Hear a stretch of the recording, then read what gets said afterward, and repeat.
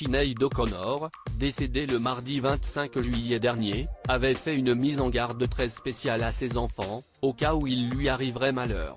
Une demande très originale. La chanteuse irlandaise Sinéad O'Connor est morte le mardi 25 juillet dernier. Âgée de 56 ans, celle qui était connue mondialement pour sa reprise du tube de Prince Nothing Compared to You, s'est éteinte subitement, comme l'avait déclaré sa famille dans un communiqué. C'est avec une grande tristesse que nous annonçons le décès de notre bien-aimée Sinéad. Bien qu'atteinte de plusieurs pathologies, il semblerait que les raisons de sa mort ne soient pas liées à son état de santé, et une autopsie a été ordonnée par les autorités. L'artiste laisse notamment derrière elle 3 enfants, âgés de 36 à 17 ans.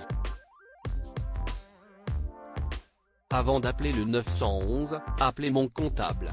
Et, comme le révèle le site People, Sinéad O'Connor leur avait fait part de ses dernières volontés. Pour le moins particulières.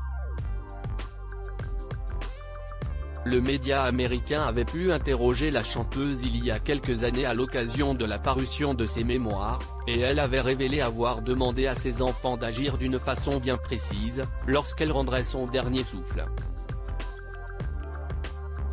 Vous voyez, quand les artistes sont morts, ils ont beaucoup plus de valeur que lorsqu'ils sont vivants.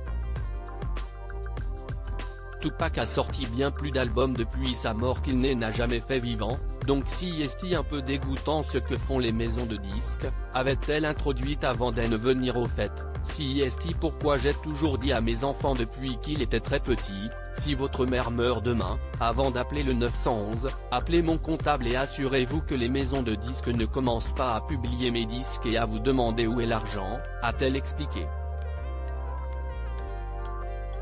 Sinéad O'Connor endeuillée par la mort de son fils Shane. Sinéad O'Connor était maman de 4 enfants, Roisin Waters, 1995, et Shane Loney, 2004, né de son union avec le producteur Donald Loney, Yeshua Bonadio, 2006, issu de sa relation avec Frank Bonadio, son ancien associé. Jake Reynolds, né en 1987, lui, est l'enfant de John Reynolds, l'ex-producteur de la chanteuse. Mais l'artiste a eu la tristesse de voir son fils Shane mourir en 2022. Placé en observation en hôpital psychiatrique pour des tendances suicidaires, le jeune homme a été retrouvé mort 2 jours après avoir fait une fugue.